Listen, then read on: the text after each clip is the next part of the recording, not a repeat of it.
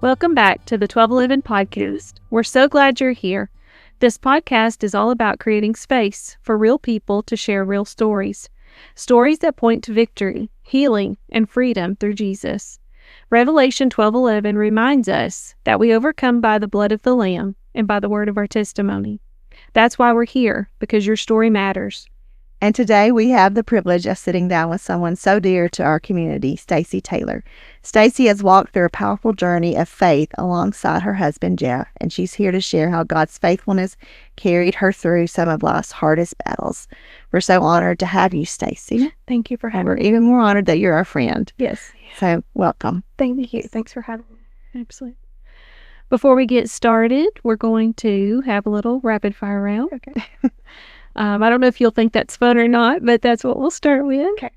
So our first question, coffee or tea? Coffee. What kind of coffee? Just black with a little cream. Black with a little cream, so nothing fancy. Nothing fancy. Nothing fancy. Yeah. Are you like an everyday coffee drinker?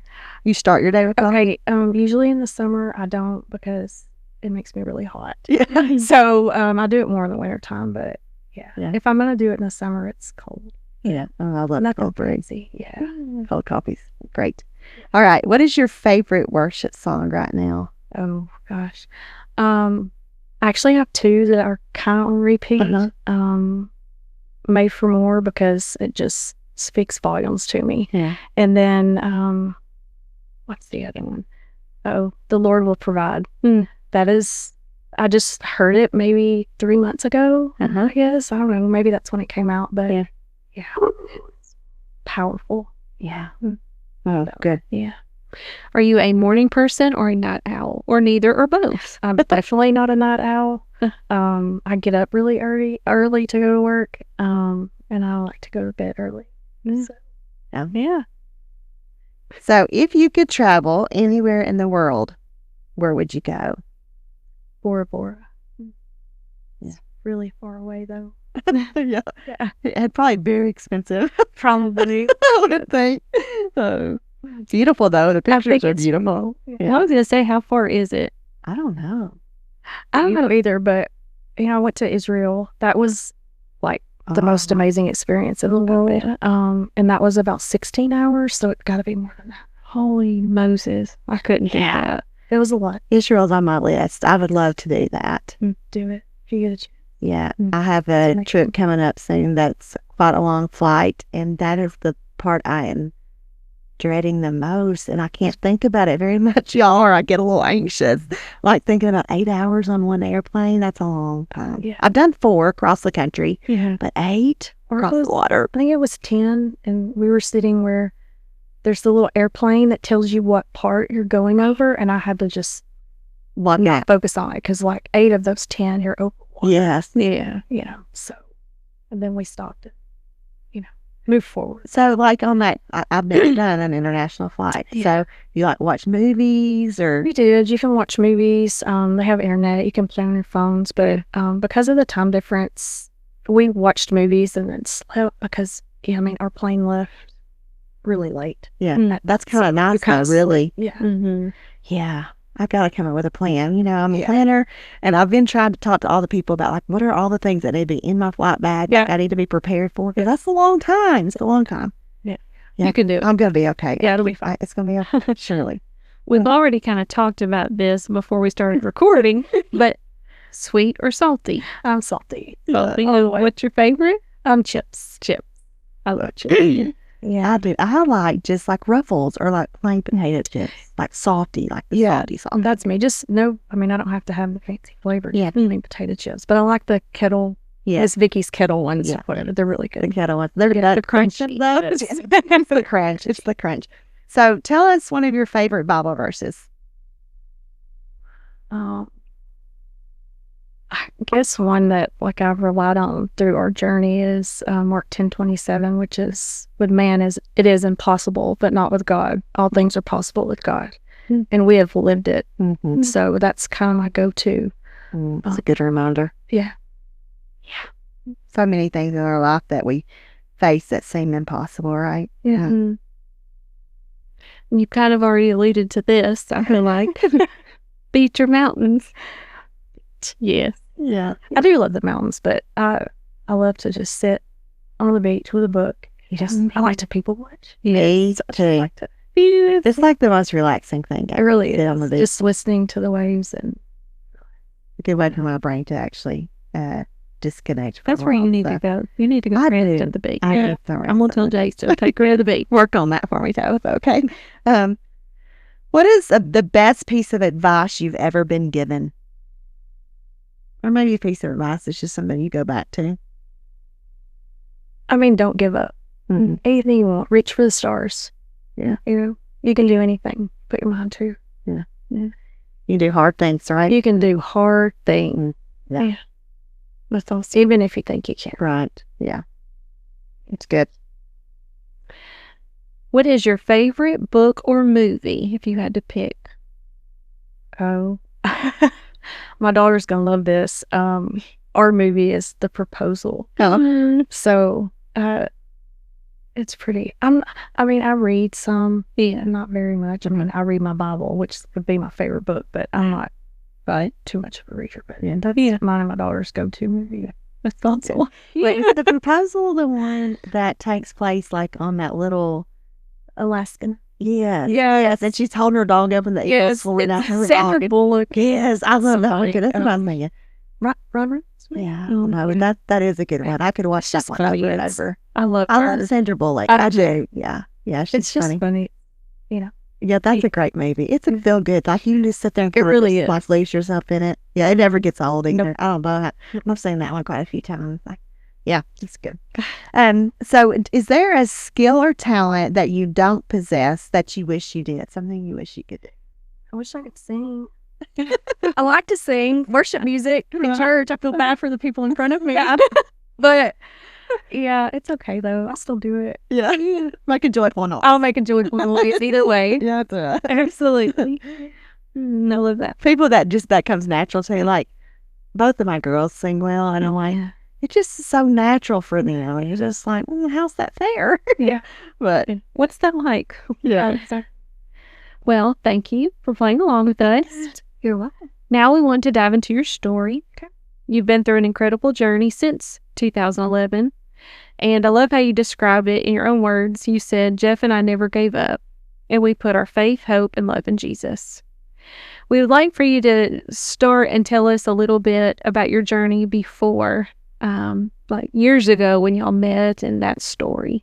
And if you would start there. Yes. So Jeff and I met in 2000. I'm from Alabama originally, and Jeff is from Franklin County. So Jeff played basketball at Sanford in Birmingham, and I lived in Jasper, which is about 40 miles from each other. So after Jeff graduated from Sanford, he came to my hometown, which is in Jasper. I worked at an orthopedic office there after college. I went to college for about a year and then decided I didn't know what I wanted to do with my life. So I went to work there, and so when Jeff moved there, I did not know him at the time, but I already had Carson. And how old was Carson? Carson, when we met, she was 2. Okay, She was I've Yeah, seen about pictures of her with him, and I knew she was. pretty. she was little. She was I got married really young. I got married when I was 19 to Carson's dad, divorced when I was probably 22. And so it was just me and Carson for a while, but then Jeff came around. But anyway, I worked out a lot. That was kind of my thing. Carson went with me to the gym. I would work out and saw this guy like kind of hanging around and whatever. So I'm working at the office one day at Southern Orthopedics in Jasper where I worked, and I get a phone call from the people like down at Rehab South, which is physical therapy. And one of the girls is like, hey, there's this guy down here that wants your phone number. And I'm like, what? And yeah, his name is Jeff Taylor, and he sees you at the gym and like he wants to talk to you. And I'm like, no, click up. I'm like, that's weird. That's really weird. So she calls back and she's like, don't hang up. He's a really good guy. And I was like, I don't know him. And he's like stalking me at the gym. So anyway, I was like, I'm not giving you my number, but if he sees me at the gym, he can talk to me. He's like creepily asking for my number.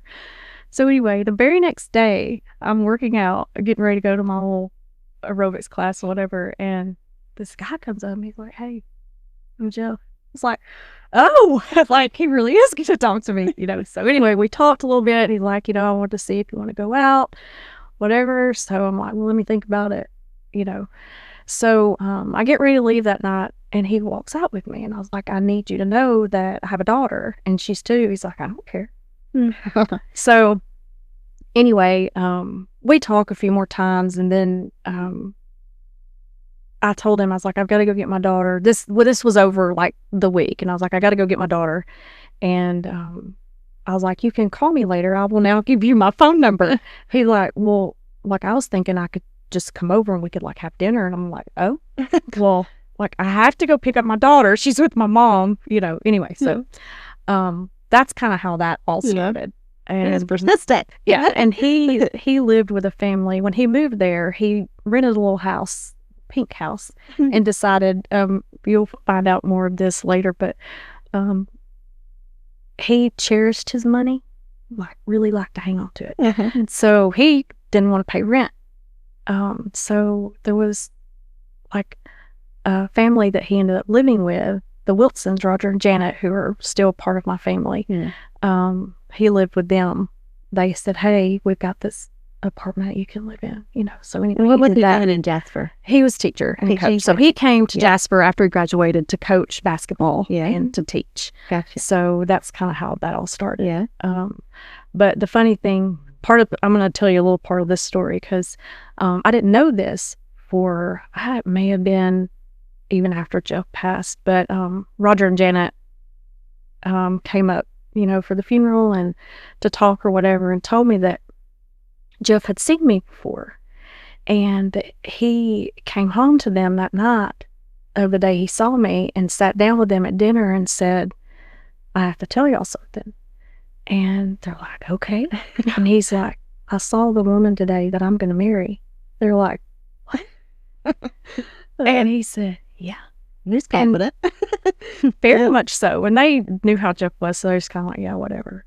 But anyway, sure enough, they never told me that, until years later. But he was very, very persistent. I'm going to marry her, and he didn't even know me. So I guess God had that all planned out. But anyway, so we started dating. That first time that he came over, we were together until 6 months later. He had told me that Tullahoma had offered him a job back here.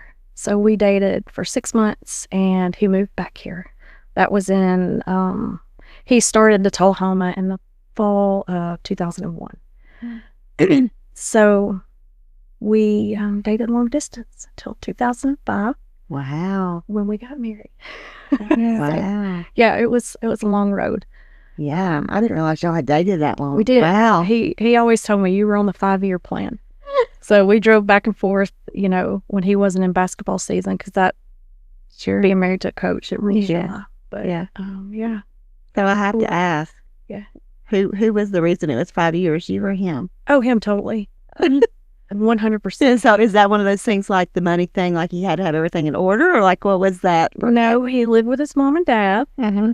And he wasn't ready, I guess. He didn't, he probably did like saving the money, but after about year 4.5, I was like, we're either going to do it's time. We're either going to do this or we're not going to do this. And then we did it. Yeah. So, actually, this will be October the 7th would be our 20th anniversary. Right. And I've been here 20 years. Wow. And it seems like home. Yeah. And so Carson would have been, what, 7 or 8 by that when you got married? She was. Yeah. She was. And we moved her here, and my mom will laugh, but she was mad at Jim for taking me and her first grandbaby away. We left, and everyone was like standing. I can just visualize everyone standing on my mom's porch sobbing. Well, because your family's very close. You're one of how many girls? So I have 3 sisters. Yeah. And we're all they're my best friends. Uh-huh. And how far of a drive was that for you from Jasper? It's only 2.5 hours. It's not horrible, but still take the oldest grandchild and our daughter, and move them away, Yeah, that's hard. So it was hard. It was hard on all of us. Yeah. But we did it. Mm-hmm. We managed. So, yeah. So what year were you got married? 2005. 2005. Yeah. Okay. And so y'all move here, you get married, life's kind of. Yeah, we got married in Alabama. And how old were you guys here at that time? Like, oh gosh, 20? Okay. Yeah, Jeff was. Why'd you ask me that? That's okay. You don't have to know. I I was remember I was curious. 20 something, 26. Yeah. I think I was 26, and he would have been 29. Okay. All right. It's a beautiful story. Yeah. And Yeah. so what was life like once you moved here? And It was Kinda- different. yeah. I came from. Well, obviously, Was Jasper small town? it's probably the same as Tulsa. Okay. I guess. Yeah, but being from there, I knew everyone. Right. Like I knew no one here. Uh-huh. Of course, Jeff's family, his sister, Gary, Right. Tracy, they were here, and Jeff's parents, Mom and Pa, they were here. But just moving here, as social as I am, and as active as I was and doing things, Yeah. was hard. Yeah. And immediately got plugged in to Grace. Uh-huh. And when Carson was because she was in first grade, we moved like right when she started first grade. So that was hard, but she met all of her friends, and Katie Beth, Uh-huh.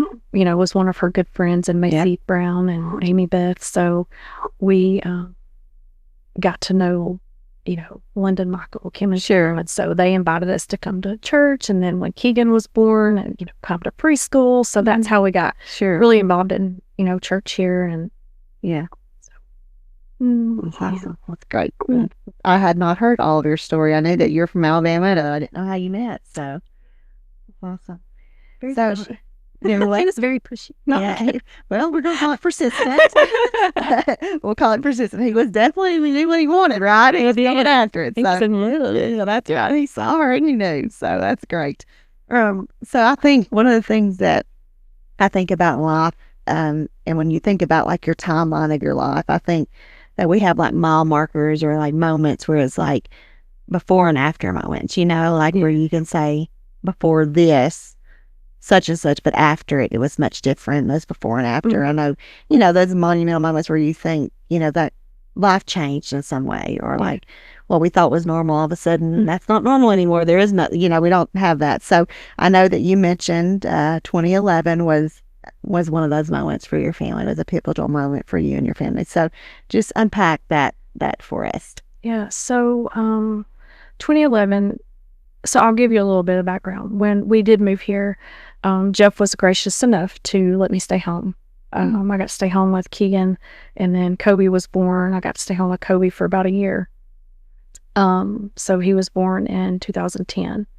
Kobe was. And in 2011, so I decided I wanted to go back to work. Like I needed to find purpose other than being a mom. Again, I had to work in surgery. So I was like, I really want to go back to surgery. This is my life, So I got a job working at Harton up in OB, and I loved it, but I worked night shift.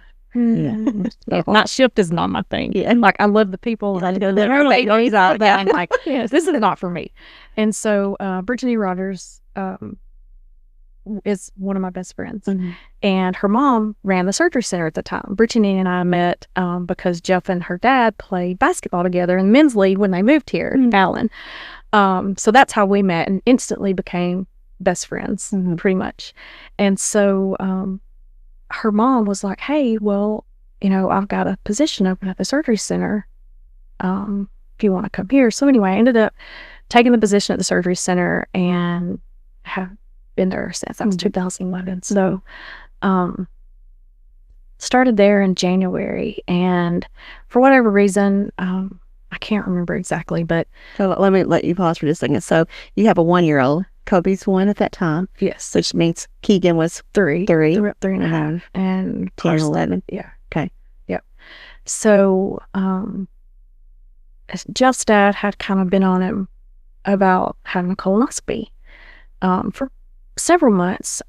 Tracy had polyps, and so that was, she had routine colonoscopies, and Jeff finally was like, okay, I don't need it, but I'm gonna do it. So Denny Crabtree was like one of his best friends. They played basketball together, all the things. Jeff coached his kids, you know, they were just big buddies. So he's like, I want Denny to do it. So he goes and talks to Denny, and we set it for a date, go in there. The surgery center's not super busy that day.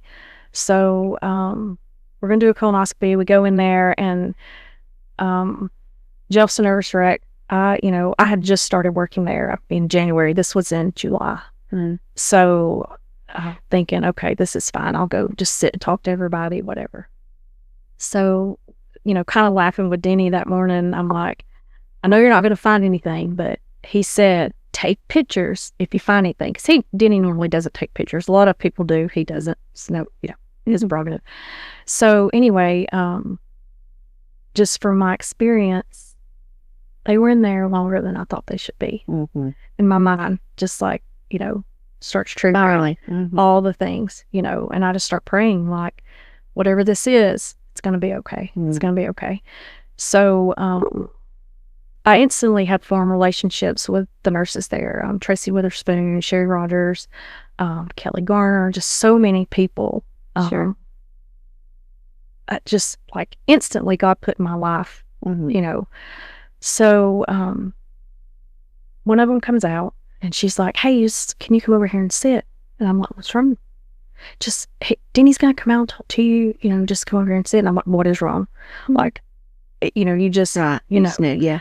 So he comes out, and he walks me up to the eye, we call it eye area at the surgery center, and we sit down, and he's already, emotional. And I'm like, how bad is it?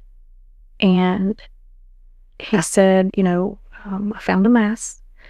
And he said, I can't tell you for sure, but we biopsied it. And he said, do you want to see the pictures? And I'm like, of course. So he showed me the pictures, and immediately, just from my experience, and what I do, I was like, you just know. And so Jeff came out, and he was like calling for me, wanted to know where I was. I did not want to talk to him without Denny there, because I was a mess, he was a mess. So it kind of hit home, but we both went over and talked to him, and just kind of told him, what had happened. We immediately got sent over to the hospital to have a CT scan done. Everything, it basically just showed, there was a mass. And on the colon. And was he having any kind of symptoms or anything? Nothing. And how old was she? 38. Yeah, I knew he was close to 40. So yeah, he was 38. So he sends us over there. They do a CT, and according to the CT, it had not spread. It was contained. So through that process, he sends us. We don't have pathology yet. It usually, he puts a rush on it, of course, and we won't know for sure until it comes back. But we used, doing all the phone calls. We ended up going home later, and just, we were all in shock. Sure. Didn't really know what to do. We decided not to tell the kids at that point, because we didn't know. They, Kobe kids aren't going to remember. Right? Carson was 10. She doesn't understand. So, we call his parents, tell his parents, Tracy. And then the next morning, I was getting ready to take the kids to school. I'd taken off. I'd just taken off this was on Wednesday, so I'd taken off the rest of the week. And Denny called me, and he's like, are you with Jeff? And I'm like, I'm just dropping the kids off at school. I'll be back. So anyway, he came. I honestly can't remember if he called me or if he came over. Either way. Sure, it's a blur. Yes. Yeah. It was carcinomatosis, which is pretty invasive cancer. It was, we didn't really know, you don't really know the staging of it until you have surgery, but we knew he was going to have surgery. It was in his splenic flexure. So he immediately got on the phone, referred us to a doctor in Nashville. Couldn't get in for a couple of weeks. The one we wanted to go to, we couldn't. So they sent us to another guy, got in with him a couple of weeks later, and that was torture. Just waiting, because just like, I want this out of my body yesterday. Yeah. I want this out of my body. I'm going to pray it out of my body. We're going to get it out of my body. I want it gone. So we go to the appointment. He's like, you need to have surgery. You need to have this removed. It's the area it is. You won't have to have a colostomy or anything, which is a bag. Mm-hmm. And so that was good news. But he decided, because Jeff was so young, he wanted to do the Lynch testing, which is genetic testing to see if it's, all the genetic stuff. Well, Jeff had chewed a piece of gum, and you can't do that. They would have done it that day, but you can't do that. It has to be so many hours, kind of like eating or drinking after midnight. So we come back. I think actually we just went and did something and came back later, like 3 or 4 hours later. And it's basically you swish Listerine around in your mouth, and they put it in a bucket and they send it off. Wow. That's how they test you. So anyway, that all came back, a week later. We scheduled, this was July, so the surgery was scheduled for like August the 2nd. And so he had his first surgery. We do all the testing, has his first surgery. Everything's good. They take the majority of his colon out. Ended up, he had a lot of scar tissue, so they had to open him. So he had that picture I sent you, he had a really big scar. So after he healed, they're like, we're going to send you to oncology.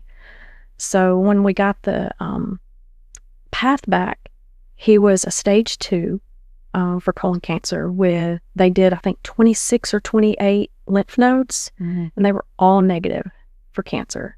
And a stage 2 in colon cancer means that it breaks through the mucosa, but it doesn't break through the wall of the colon. So that means that the possibility of it spreading, it wasn't going to be, it was more contained. It wasn't going to be from the colon. So we're like, that's great news. He's 38. Healthy. Best shape of his life. I mean, he was riding bikes like, he literally was in the best shape of his life. And I truly believe that was God preparing him for what was next, because we had just gotten back from the beach. He's riding at the beach. He's doing all the things. He's eating right, and then boom, it's like, so anyway, we go to oncology, and the lady told us, we went to Williamson Hospital, I guess, the oncology department there, and she basically came in and said, you're 50-50. She said, you're a stage 2. She said, we don't even require that you have chemotherapy. She said, it didn't break through the colon wall. You can do it or you cannot do it. She said, it's really up to you.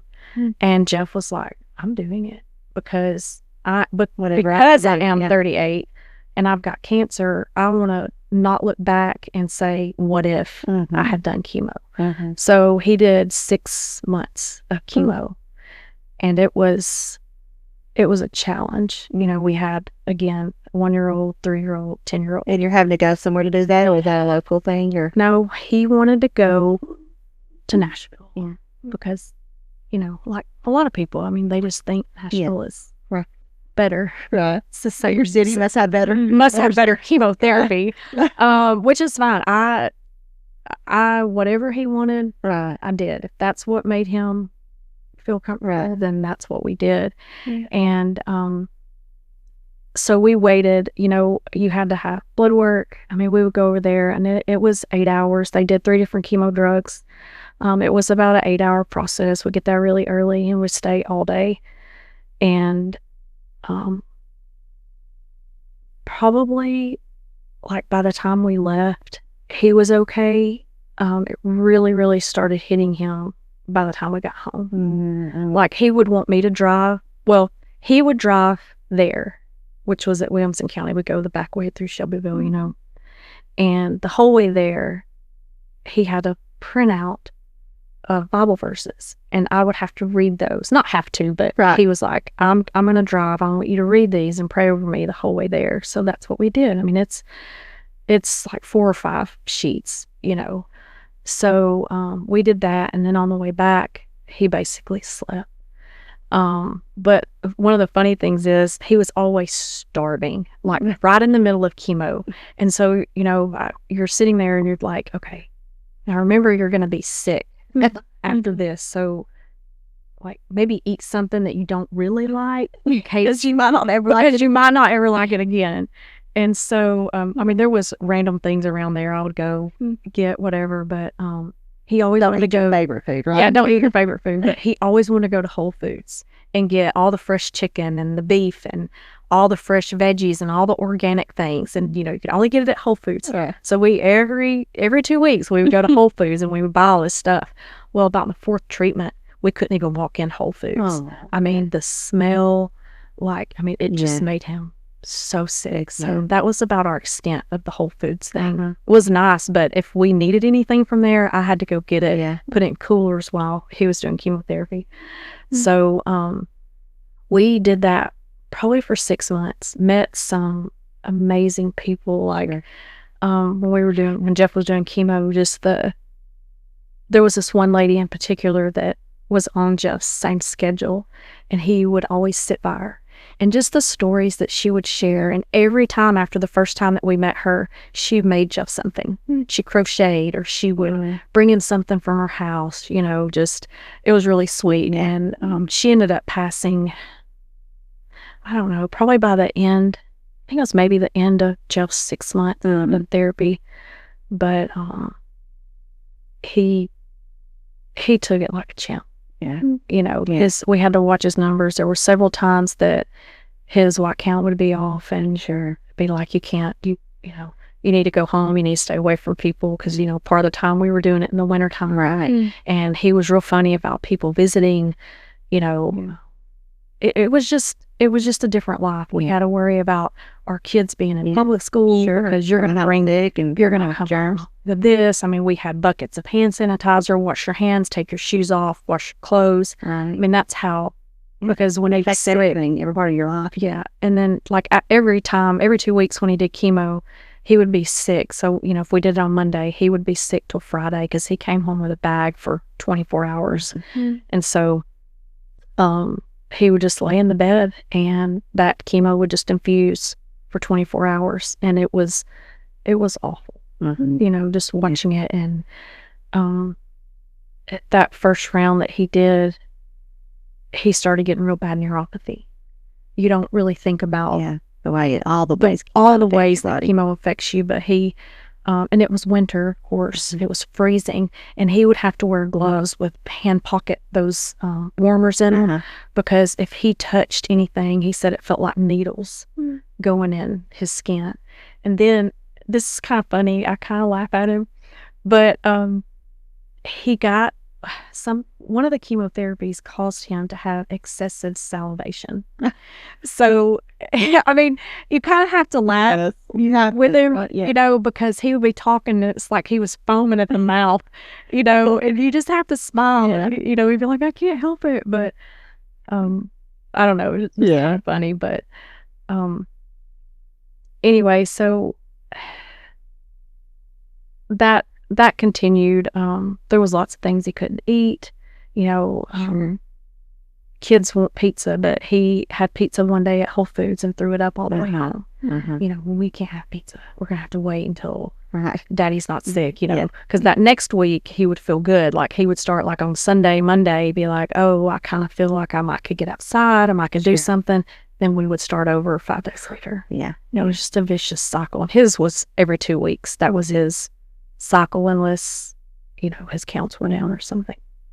So I think about all the ways it doesn't just affects all of you, like even your children, like things you're saying, like it I'm sure left specific imprints on their life, you know. And Kobe, you know, I mean, he was so little, he doesn't remember. Keegan doesn't really remember the first time either. Carson does. She was, I mean, it was pretty tough for her. You know, that first time. But so you finished the chemo, and then finished the chemo, and then like every 6 months. So that would have been what, 2012 or so, like beginning of 2012. And so we finished chemo, and then basically we went back to oncology, and we're like, you know, he'll do scans every so many months. I think the first year it was twice a year, like 6 months. And his scans were clear. His blood work, he had to do blood work too. All the scans were clear. It was, we were like praising God. We hit that mark and we're like, okay, this is good. Yeah. So every year we just kept, going back, doing blood work, whatever. And then in the meantime, we just lived our life, just praying, because every 6 months when that scan would come up, you're just praying that they don't find a spot or they don't, question your blood work, that your levels are okay. And it's a constant reminder. It just changes the way you view everything. Yeah. And 6 months come and go pretty quickly. They do. I think about how quickly, just in a year, and you're like, Colson was just saying that, like, Mom, can you believe it's already, almost September, whatever. And it's like thinking about how quickly 6 months comes and goes when you're talking about, okay, I have to do this again in 6 months. And 6 months apiece. That's a pretty quick 6 months apiece. Yeah. Yeah.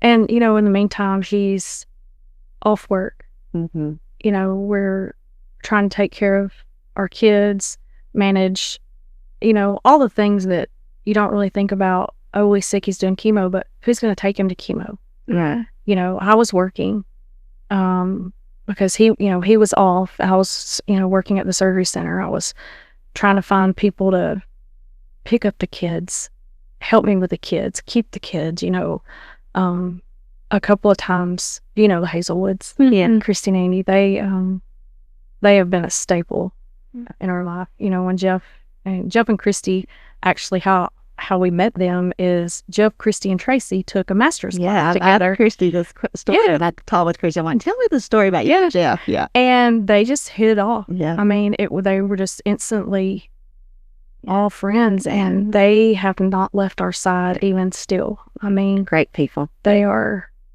like, they salt of the earth. I mean, just, Yeah, she told me that Jeff was like a little brother to her. Yeah. Yeah. Yep. And they are. I see them about once a week. They have checked on us at least every week. I mean, since Jeff died. Yeah. I mean, they're over at the house. They're, true friendship. Yeah, even through trials that they have and, whatever. I mean, they're always there. Yeah. Wow. So, okay, get me back on track.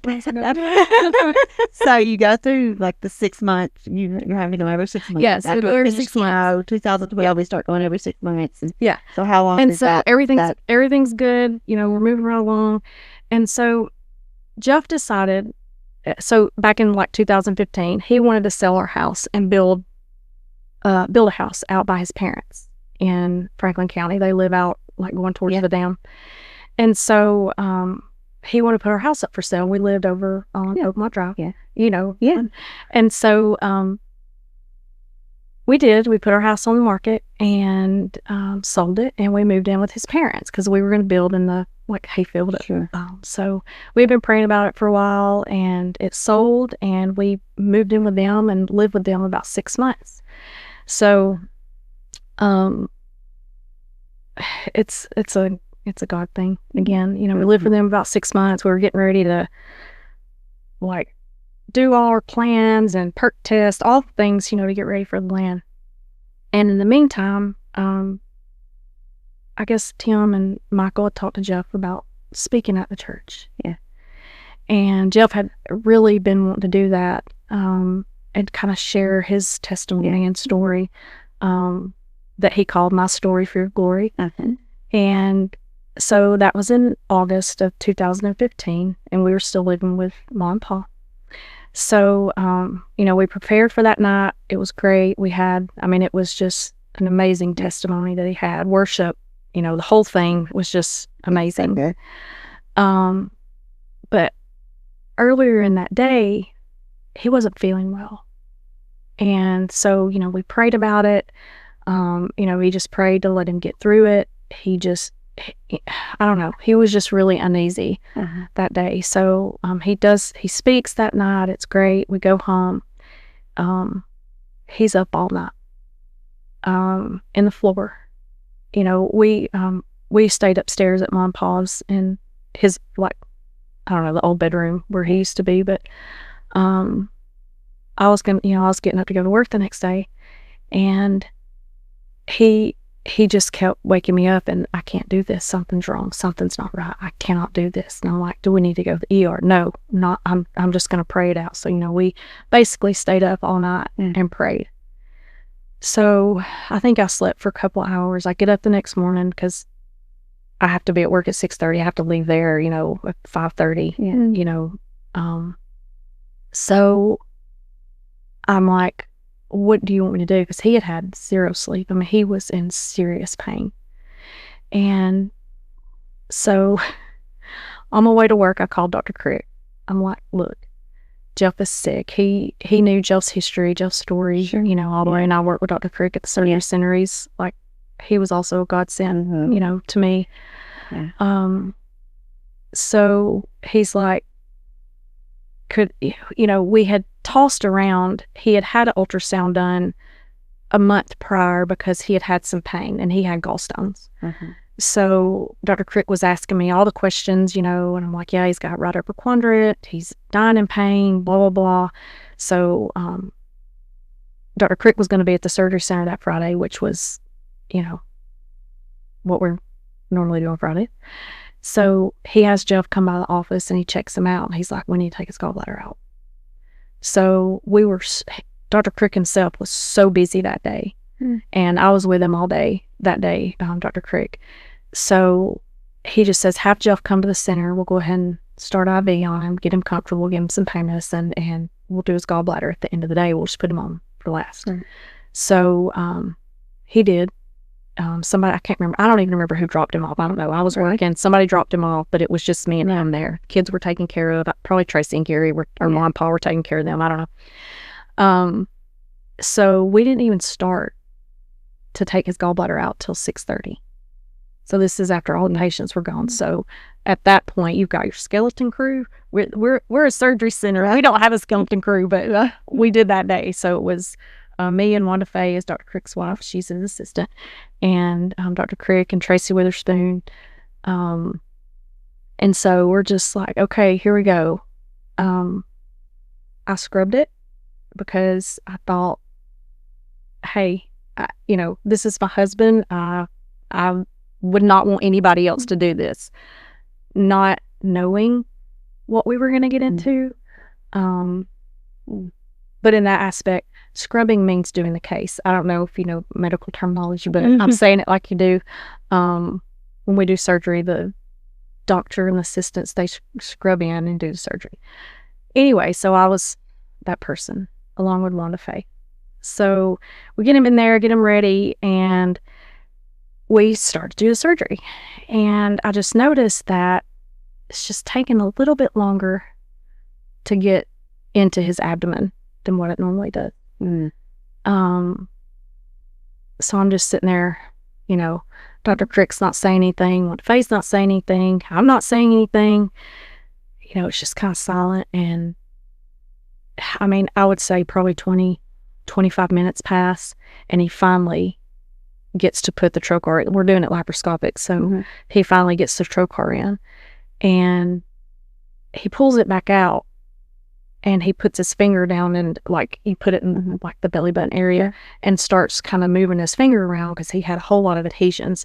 Now, granted, he had a colectomy, right, yeah. So we were trying to do it through those incisions or tiny incisions, so we didn't have to cut him back open. I think we ended up maybe making the incision a little bit bigger. I don't know. Anyway, so he broke down some adhesions and he goes to put the scope in. And when he puts the scope in, it's a solid sheet of it's white. And so he just looks at me, Wanda Faye looks at me, and I just look at him and I was like, keep going. So, I mean, immediately we knew what it was. His gallbladder was bad, but it was eaten up with cancer. The white, which was up in the diaphragm area, all over his liver, all down in his pelvis, it was all cancer. Wow. And I just started praying because I was about to hit the floor. Of course. Tracy was circulating. She was the nurse, and she's just sitting there looking at me. Her eyes are like saucers, and she's like, "Are you okay? Are you okay?" And I'm like, "No, but I'm it. It's me and Dr. Crick and Wanda Faye." So I just kept going. I mean, we were there, oh gosh, I don't know. I mean, I don't think we left there till 11 o'clock. It took probably 3 hours to get his gallbladder out.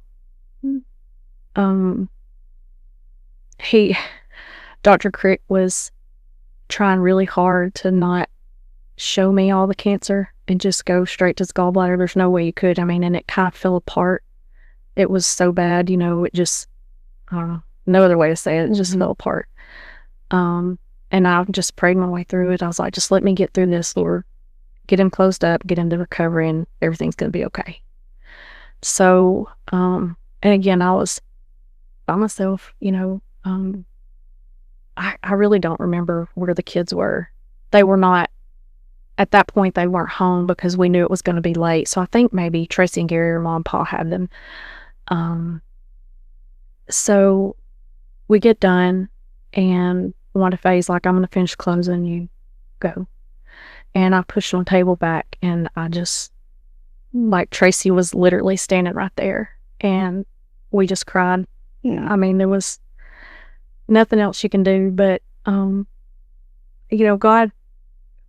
God puts the right people in your life. Like, she was there the first time it happened, and she was circulating the second time it happened. My recovery nurse was exactly the same. It was Becky Sandridge, and I'm pretty sure it was Tony McCreary was there too, both times. But I knew that God had placed those people in my life for this exact moment. I went into the locker room, and I just cried. And I knew it would take Jeff a little bit to wake up. So, Dr. Crick, I kind of pulled it together. Wanda Faye came in there and prayed with me, and she stayed for a long time too. But I went in to the GI lab, and Dr. Crick was in there, and I sat and talked to him until Jeff woke up, and I was like, I can't go by myself.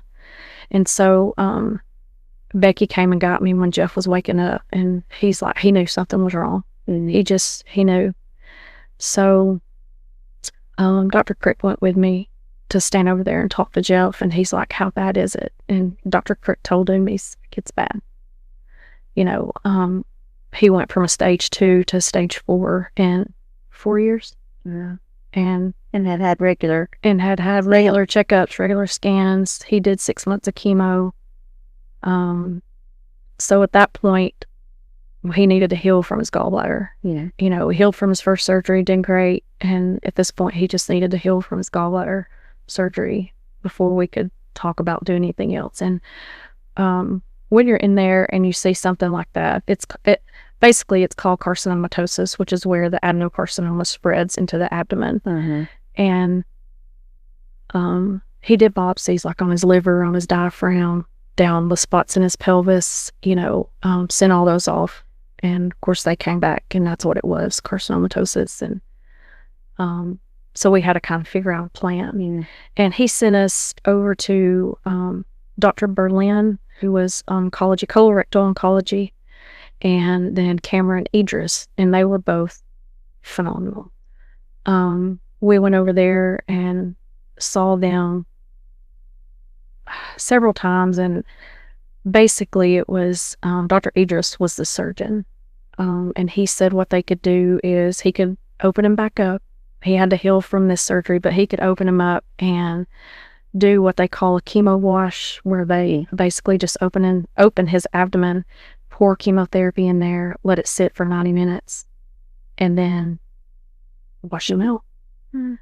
They would take down whatever they could do safely. They said it would be like 10, 11-hour surgery. So we had scheduled that also in August of, it was 2015. And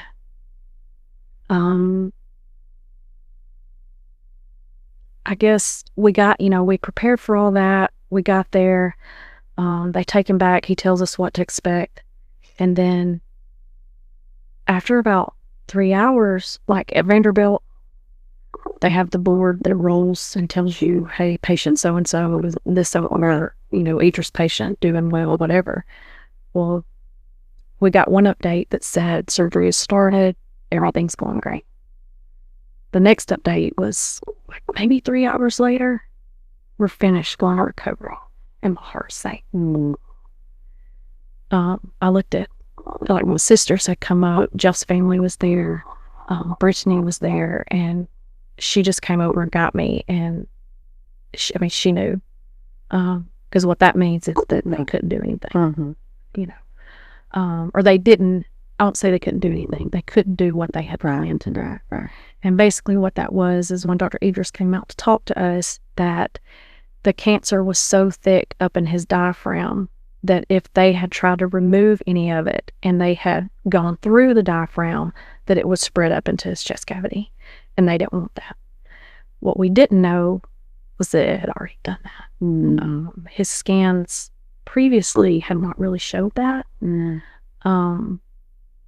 So it was kind of weird. And I was going to say, in between that time of the gallbladder, Jeff was put in the hospital. That one picture that I sent you, he had been in the hospital because he was sick. And that was also kind of the same thing. He just couldn't get that. I don't know. He was just sick. The pain, the throwing up, the nausea, it was just ongoing. And there was no relief for the pain, really. There was no relief from the pain. And how long did this part of the journey last then? So after he had that last surgery in 2015, he decided that he wanted to try chemo again. And he made it he did 2 chemo rounds maybe. And that was it. He just couldn't do it. It was, maybe he did more. I honestly can't remember exactly. But it was so much worse on his body this time than it was the first time. He was sick already. He was so sick already. But I remember one of the last times that we went to chemotherapy, we moved to Vanderbilt to do chemotherapy this time instead of going to Williamson County, because he thought that doctor, so I'm going to back up. After he had his surgery, we went to that doctor that he had seen the first time. And with what he had going on, he asked her point blank, "How long do you think I have?" And she said to him, "I've never seen anybody live longer than 18 months with what you have in your diagnosis." He walked out. We never saw her again. He walked out. I mean, cold turkey, got up. She was still standing there. He said, "Let's go." Walked out. So we had to find a new oncologist. And that's when we went to Vanderbilt, to Dr. Berlin. So anyway, we did that. And get me back on track. Yeah, you're doing great. I want you to talk about your faith as a part of, that was such a part of your story. It was. And so talk about, when we get those kind of diagnoses, and like you were talking about earlier about your favorite verse of what's impossible with man is possible with God. And I know the faith was a part of, what I think is important too is faith was already a part of your story. And that's one of the things I was talking to Tabitha about as we were preparing for your podcast is, I think about Job, for example. Yeah. Job didn't decide in the moment that everything was taken away from him that he was going to go with God, right? Yeah. Job had made that decision long before everything started collapsing in his life. That's why he was able to stay the course through that. And I think that your faith, those of us who know you, who were a part of your story that time, faith was just such a big part of your story. And I know it still is a part of your story. It still is. So tell us what your faith looked like going through that. And I was thinking about, we don't decide in those moments of crisis. Sometimes I think those moments of crisis do draw us closer to God, or they put us face to face with the reality of, but I think, we have to have those moments of, I've chosen, I'm gonna follow Him, before, in those moments of life is falling apart. So talk about y'all's journey and what that looked like. Yeah. So after his I mean, like I said, we were in the Word definitely after 2011. Our life was different in every aspect. We continued, our faith journey, praying, and we're just making that more of a daily routine for us where we didn't before. Like I said, we went to church, we prayed, but we didn't do it as a family. We didn't pray over our kids. We didn't pray over each other as spouses. But after that, we did. And we prayed for each other. We prayed with each other. And we knew, when his cancer came back, we couldn't do this without God. Footprint is what kept going through my head that night after we did Jill's surgery. And I was like, okay, God, you're going to have to carry me because I can't do this. Yeah. This is the second time around for us. And it was hard the first time. And the second time, it's worse. So just pick me up and carry me and, do whatever I have to do. And Jeff was the same way. Our faith, it just kept growing and growing. And Jeff wasn't going to give up. I wasn't going to give up. And we knew that, our kids weren't going to give up. They were, older at the time. And in the meantime, we had gone, Christy and Andy went with us to MD Anderson. We did all the things that we thought we needed to do to make it right. We prayed about it, and Jeff said, God told me this is what we need to do. We need to go make sure that there's nothing else that we can do, So we did the MD Anderson thing. We were gone about 7 days, planned to be gone about 10 days, gone about 7 days. And basically they told us that there wasn't anything they could do that Vanderbilt couldn't do. They had no new trials, nothing that, was any different. So we ended up coming back. That was after the gallbladder surgery. And so we just kept praying. We would go to the church and pray, which is something we didn't do. The men of the church, the deacons, would pray over Jeff. Jeff would go up there almost every morning because he was off. And Tim would say, Jeff's in the sanctuary. He's just praying. He's on his knees at the altar and he's just praying. I was still trying to work at that time, take care of the kids, get them back and forth. We had a lot of help from lots of friends and family, but we just kept believing. We had those Bible verses. One of the things that Jeff said a lot was there's no pain without purpose. And that was real. Yeah. Because as much pain as he was going through, he found purpose in every bit of pain that he had. I mean, from his head to his toes. Right. I would like to say that I would be that way if I was in that much pain. And that's where I think, his faith came in. He dug really deep in the Word and he started sharing it. He started telling everyone about it, what God had done for him and how he was going to save him. So how long did that part of your journey last? I mean, once you had that diagnosis, and I know it kind of 17 months. Okay. About 17 months. So, that, I guess that was after the gallbladder. That was when, 17 months from that, Jeff's journey ended in December of 2016.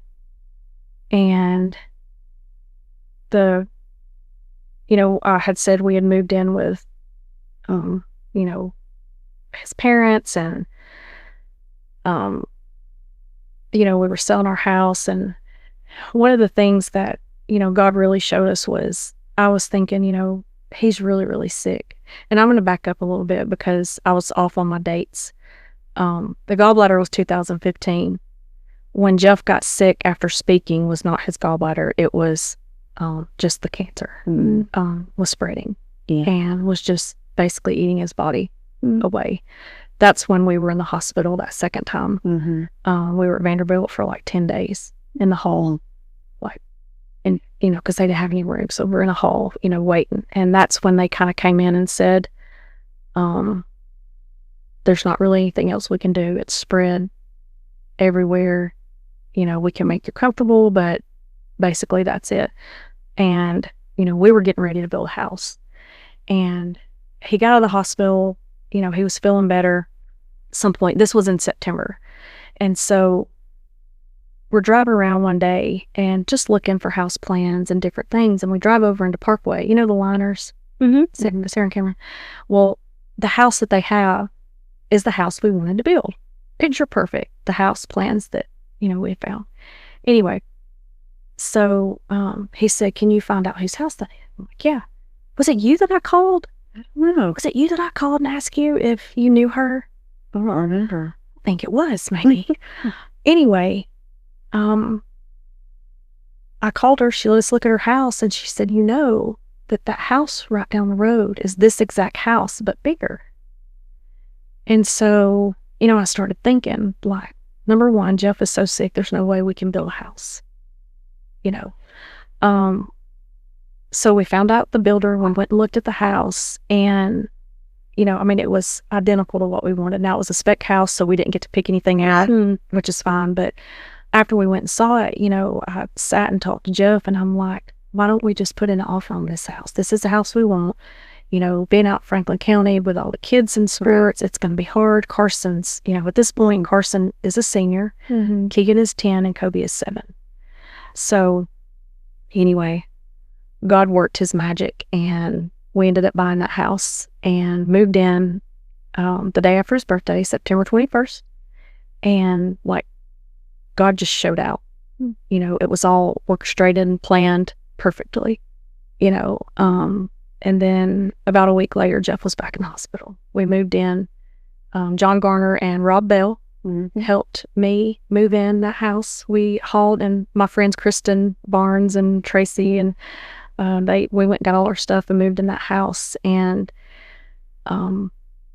prayed over the house, all the things.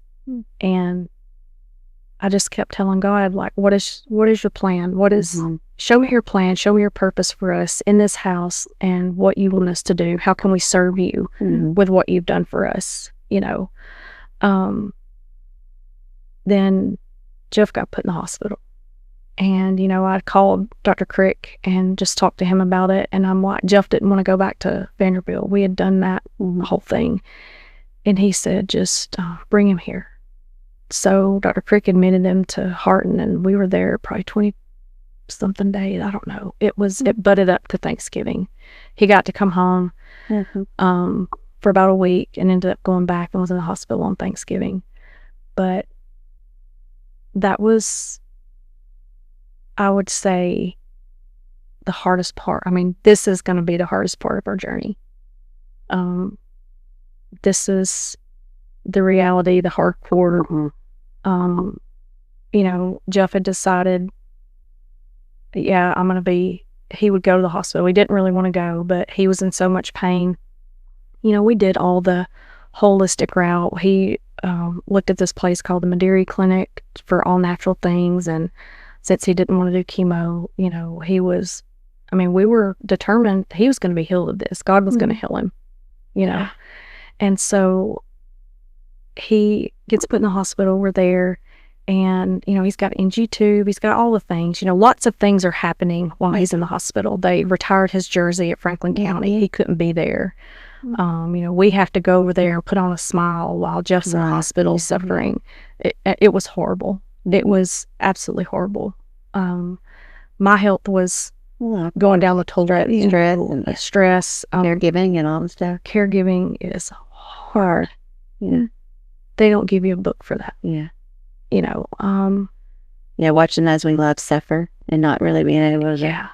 And for me, with my medical background, knowing what was happening and the changes that were happening in his body, and him asking questions, after the doctors would come in, he would ask me questions, and I would give him answers, but honest answers.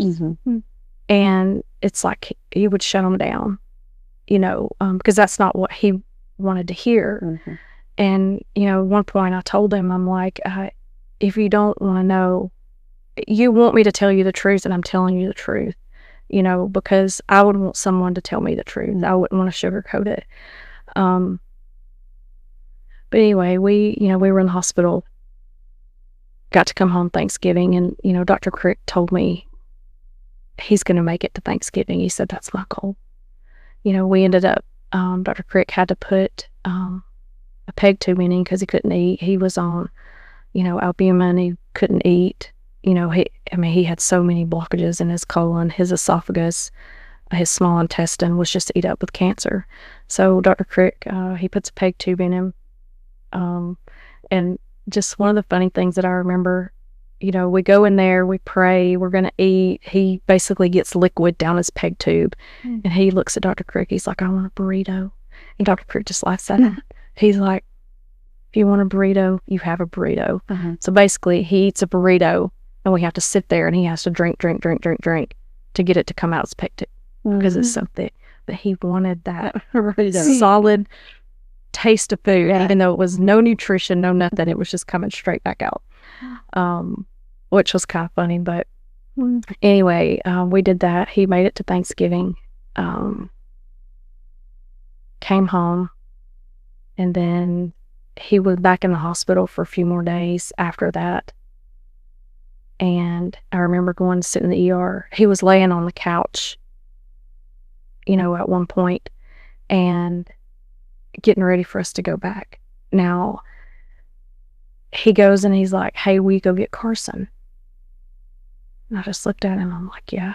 Because Carson was, she was a senior at this point. She'd started her senior year. Such a hard time for her. And she was like a rock. I look back now and what she had to go through. Sure. Watching her dad. Jeff raised her. Yeah. Watching her dad suffer and me missing out on those pivotal moments for her, and her taking care of me, because she did, along with my sisters and my friends, family.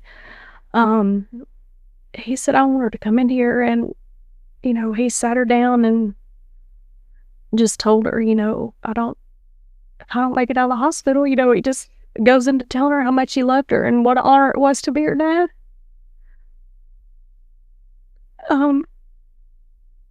And when he went back to the hospital, like, he was so secure in his faith. Yeah.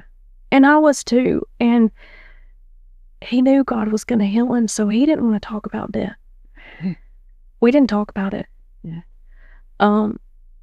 That last time that he went in, I begged him, like, on my hands and knees, to talk to our kids. Yeah. So that I didn't have to do it on my own, and it wasn't a surprise. They knew Jeff was sick, but they didn't know how sick, and I needed for us to talk to him, and I needed it to be just the 5 of us. Yeah. I didn't need friends with us. I didn't need family with us. This was a intimate, sacred moment. Yeah. So he did that, but he waited till we were at the hospital, and I think Gary ended up bringing the boys, because Gary, the last little bit that we were in the hospital, Gary came and stayed with the boys at the house. Like, every night. He got up, he took them to school, brought them home from school. He was there. If he had softball or whatever he was doing, he would come straight back. Tracy did the same. She would check on them. They would go to her house sometime, but they wanted to be at home. Mm-hmm. So we did. He brought them up there and, told them that, regardless of what we wanted, that God may not heal him here on this earth. And at 7 years old, how do you process that? Yeah. At 10 years old, how do you process that? We all cried, and, they just went on about, love you, Dad. Yeah. And then, there's me and Carson sitting there just, weeping. And, but we knew it was going to be okay no matter what. He came home. Dr. Crick said, he needs to go home, but he's going to have some kind of care, because his pain was so out of control that we couldn't control it. So we ended up, you don't know those things until you're in it. Do we do home health? Do we do hospice? Home health was not what we needed. We needed hospice care. Yeah. And that was a hard moment. I knew that that's what we needed, and trying to explain that to family, that without saying it's end of life care, it was just a hard moment. Sure. And I had to respect what Jeff wanted, and that's what Jeff wanted. He needed to be comfortable. So I had to make the decision, do I support my husband or do I care what everybody else thinks? Because that's your only two options at this point. Yeah. So I choose to support my husband because we're a package deal. Yeah. You know? So I ended up calling hospice, and that was hard. Very, very hard. I'm sure. So he was on hospice. It took a while. I think about 5 days. And they come in and assess you, and then it's like they will day by day tell you how things are progressing. So by the weekend, he was really, really bad. And one of the nights, and this is the hard part of, I'm sitting there praying, and asking God, is it bad to pray for you to take his pain away? Mm. I don't want to lose him. I don't want him not to be with us. But do you see his suffering? It's like watching Jesus die on the cross. You're sitting there watching the love of your life wither away and die right in front of you. And your kids are watching it. And it's, is it selfish? Is it selfish? I don't know. Is it selfish to want that? I didn't want him not to be with us, but I wanted him healed. Mm-hmm. I wanted him not to suffer. Had a world of people come over. He was to the point where he was almost unconscious. The ugly parts of this are, he couldn't get out of bed anymore. He was urinating on himself. So, I call in my troops, call Beth Waller, and I'm like, I need you. Mm-hmm. Call Deanna Bratcher. I need you. All my nurse friends, I'm like, he needs a Foley. He needs this. Rob Nichols was over hospice. They wanted him on oxygen. We did all that. And it's like God sent these people straight to us. They were with us through the whole thing. They're still with us. But then Saturday night, I guess it was Saturday night, he couldn't get out of bed and he was very disoriented. And we were by ourselves. Everybody had gone home. My parents were all here. Jeff's family was all here. But everybody had gone back home. And that night, I just realized I can't do this. And I just started praying, God, you help me. Yeah.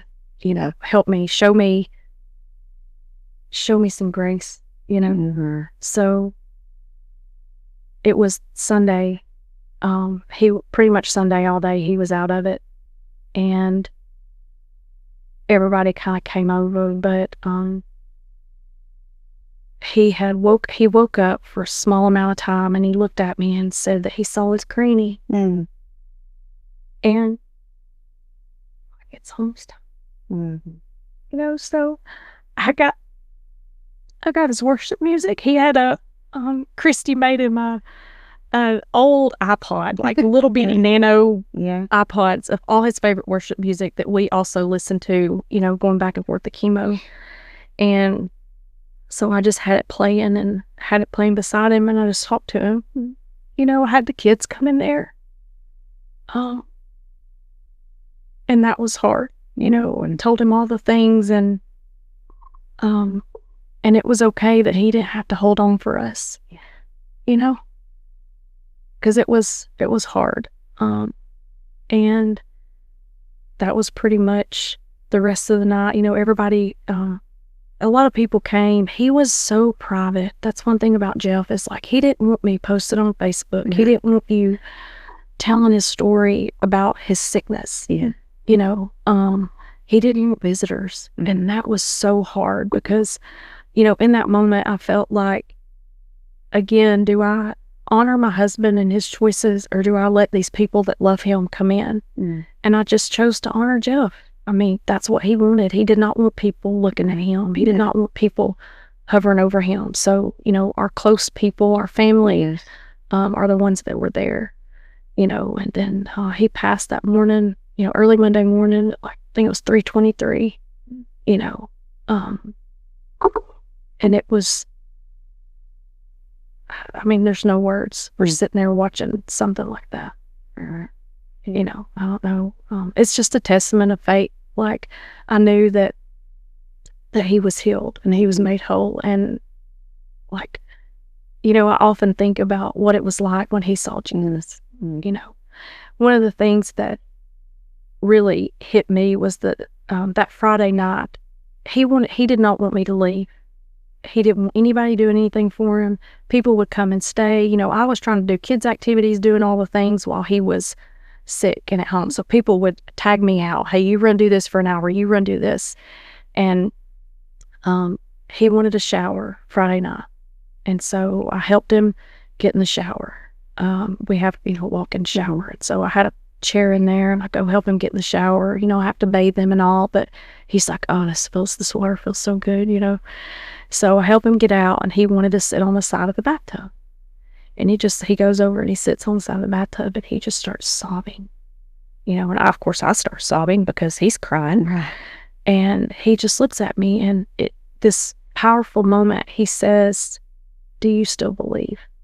And that hit me like a ton of bricks. And I said, I will believe until the day Jesus calls you home. I said, I told you when I married you, I will never give up on you, and I won't. Yeah. You know, of course I believe. Yeah. So, that was just for me, talking about my faith. You know, I told him that night after he said that, I said, I know God is going to heal you. And I know that's in his plan, but whether he does it on this earth or whether it's in heaven is not up to us. You know, and his body, I said, your body is failing. And I Tired said, and weary. it's tired. You know, I said, but like you said, you preach, you know, God's story for his glory. And that's what we're going to focus on. You know, he has a story, he has a testament, and that's what it is. Yeah. You know, You remind us of a truth that not many of us want to face, that death is inevitable. It will come to each of us in its own time. How has that, facing that, yet knowing that there is salvation, how has that shaped the way you live your life and how you share your faith with other people? Oh, the first thing that comes to mind is I can't wait to get to heaven. Yeah. Because I know that that keeps me going. And I want to share with people what God has done for me. And since Jeff went to heaven, just how he continues to reveal himself to me in ways that I never thought that he could. Grief is hard. Grief is so hard, and it hits everyone so differently. You know, I lost a husband. I will never get that back. I can find love again, but I will never get that back. Right. You know, but Jeff's family that lost a brother, a son, you know, the grief is just so different. Yeah. And, you know, how we handle it. For my faith, grief was hard for me. But I know, you know, the week after Jeff died, I knew I had to put my feet on the ground and straighten up. Because I had 3 kids that I had to take care of. Right. And they couldn't do it on their own. You know, I stayed out of work till after January. The kids didn't go back to school for several weeks. Carson did because it was their senior year, but who goes to school your senior year anyway? Yeah. But I just knew, I mean, after that too, you know, I just kept growing in my faith, and I knew that I had to stay strong to keep my kids strong. Yeah. You know, and did I lose my mind a lot? Absolutely. Did I cry and scream and throw a tantrum and lock my door when the kids weren't there? Absolutely. One of my sisters came in January after Jeff died in December, and we went to see Bon Jovi because we love Bon Jovi. And that night after we got home, we sat in my bathroom floor and we cried like babies. You know. And that's okay. Yeah. And that's what a lot of people, I have a really, really good friend that just lost his wife a few months ago.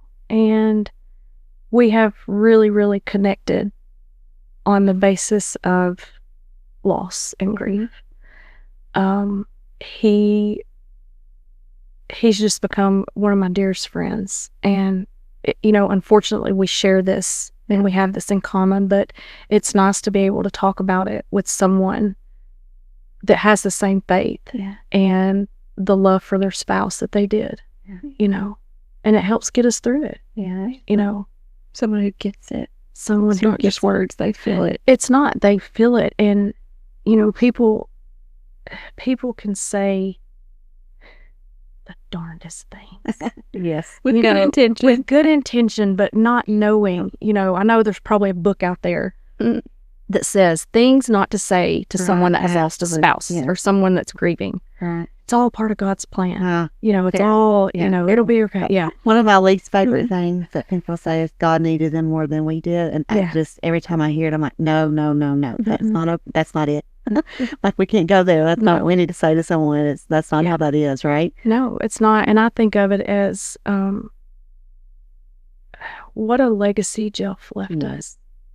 Absolutely. And that's how I view it. It's not about God wanted him more or, his time was up. Yes, I know God, our days are numbered. We all know that. Yeah. Doesn't make it easier, Doesn't make it fair. Doesn't make it fair. By our human flesh estimation, and right? that's one thing with Jeff too, and myself. I've tried, through my faith and my walk, I don't question God. Mm-hmm. Is it unfair that my kids don't have their dad for every single thing that they do? Absolutely. Do I cry at every one of those moments? Absolutely, I do. Because I want him there. Right. I want him to, how proud he would be that Carson's a nurse. He always wanted me to be a nurse. Jeff did. I didn't want to be a nurse. I wanted to be a surgical tech, and that's what I am. But I was like, how proud he would be that he has a nurse in the family, a Carson. Yeah. And that Keegan wants to glorify God, and he's going to Bryan, which is a Christian college, and he wants to do something in the ministry. Jeff always wanted to build a facility to help kids that didn't have a lot, but to teach them about Jesus and lead them to Jesus through basketball. Well, Keegan wants to do that through golf. So he's continuing a legacy. If that's the plan that God has for his life, he will continue to do that. And Kobe too. I mean, I know he's proud of them, everything that they are, what they stand for. And they take care of their mama. Yeah. So thinking about Jeff's legacy of faith and courage, what would you want, what would you most want people to know and remember about him? His love for Jesus. And that he never gave up. He never wavered. Not once. You and your family have walked this journey out to show that there is something greater to live for and die for. And in saying that, what would you share with someone that might be in a similar situation, that maybe they do have faith and it's just shaken, maybe they don't have faith at all? Like, what would you tell someone? I would say to get in the Word. I mean, from personal experience, it drew me reading my Bible and getting to know the verses and praying with my husband. It's a more intimate relationship. And if you don't know the Lord, you come find me and I'll tell you about it. And I'll tell you again what he's done for me, because it's leaps and bounds more than I deserve. Way more than I deserve. One of the things that I continue to think about and rejoice over is, because of Jesus, death doesn't get the final word. Amen. I want you to talk a little bit. I know that that was such a part of your story, and it will always be a part of your story, but that's not the end of your story. God is still working in your life, Stacy, and he wants to continue to use you. So what are some of the things that God's even shown you since then, and what does he continue to to show you as you face different trials and Yeah. different, more of those before and after moments, right? Yeah. I mean, he continues to bless me in every way. I have a beautiful home. I have 3 beautiful children. I'm not worthy of everything that he has blessed me with. Jeff wanted to make sure we were taken care of when he passed, and he did a great job. I worked at the surgery center for 15 years, and they are my family. I left for a little while to go do something else, and that abruptly changed last year, and I found myself. My sister sent me a TikTok. This all happened, very fast, and not really anything I could do about it. But as I'm praying and asking God what direction to lead me in, my sister sent me a TikTok. I don't get on TikTok. That's just kind of not my thing. She sends me this TikTok, and it basically says it's a whole thing about what it means to lay your burdens at the feet of Jesus. And I listened to it and I wept. And when I say it brought me to my knees, it brought me to my knees. My kids were at school. I'm home. I'm trying to figure out what direction, I'm praying to God what direction my life's going to go at this point. And what do I need to do? I need you to show me what to do.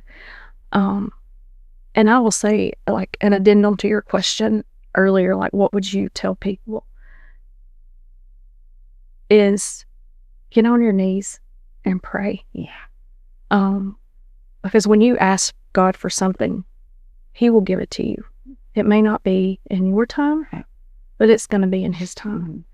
I found myself praying for, I mean, this is silly, but I'm like, I need you to put money in my account so that I could pay my bills. I didn't have a job for a little while, and I didn't tell anybody. I was embarrassed. I was afraid. I didn't know what I was going to do. I'm like, how am I going to take care of my kids? I've got a family. How am I going to take care of my family? God worked it all out. He worked it all out. I prayed. I said, God, I'll give you everything. Again, I've done it once. I'll give you everything again. Whatever I have done, you're not reading my Bible enough, not doing all these things. I will do that, but I need your help. And I'm not worthy of your help, but I need it. And I don't think until you've ever been in that place do you really appreciate desperation, right? It is a place of complete desperation and embarrassment. I felt embarrassed for what had happened, and I just needed God to help me get out of it. Right. And he did. And he made it even better than it was. I went to work in Winchester for a little while. They were wonderful. And then all of a sudden I decided to take a travel job. Just happened to be at the surgery center. I've been gone for about 2 years, but still work there, but, not for them. So took a travel job. And anyway, ended up back at the surgery center, ended up going back there full time, and I'm back with my family. And I think God orchestrated that perfectly. On the new things, and God's just getting started. And I want to use my story to help people, to help people that have gone through loss, to let them know the community is here. The community for us and our friends and family, I mean, we couldn't have done it without them. 100%. My work family, God put me at the surgery center in 2011 for a purpose. When I hear you tell your story, it makes, and I think there's so many stories that we hear. I'm here, Tabitha, but like when you hear someone kind of unpack their timeline and you think about just that God loves us so much that he does those kind of things. He puts you where he knows you're going to need to be before you need to be there. And one thing that, we talk about pivotal moments. I had that moment of Jeff sitting on the side of the tub was a pivotal moment for that part of my life. I'll never forget it. I'll never forget the smell of what we used to bathe him. All those things, you do not forget it. You have those smells. And I'll never forget all these things that happened within the past year. And I found myself weeping in my laundry room on the floor. And Keegan walks in. I thought I was by myself. And he sat down on the floor with me and he patted me just like Jeff would do. And when I tell you that my kids are like their dad, it takes me back. And he said, well, you're going to be okay. We're going to be fine. That hit me like a ton of bricks. And I knew that my kid thought we were going to be okay. We're going to be okay. Because he has a direct line to Jesus. And it's been good. It's good. Oh, dear. Well, Stacy, try to pull myself together. Thank you for sharing so openly and authentically and reminding us that while horrible suffering is real, that God is greater. He is. Even when it doesn't feel like it sometimes. Your story is a testimony that shares that we should live with an eternal perspective. And time here is short and limited. And what we do here does matter with the time that we have. So thank you for that. It's a good reminder. And to our listeners, thank you for joining us today. If Stacy's story encouraged you, I would encourage you to take a moment to like, subscribe, and follow the 1211 podcast so that you never miss an episode. Each time you share, someone else is reached with these incredible stories of God's goodness and faithfulness. So be sure to share. Remember, your story matters. Keep sharing it because it's through our testimonies that we overcome, and we help others overcome by our testimony and find freedom as well. Until next time, keep telling your story. Blessings, friends.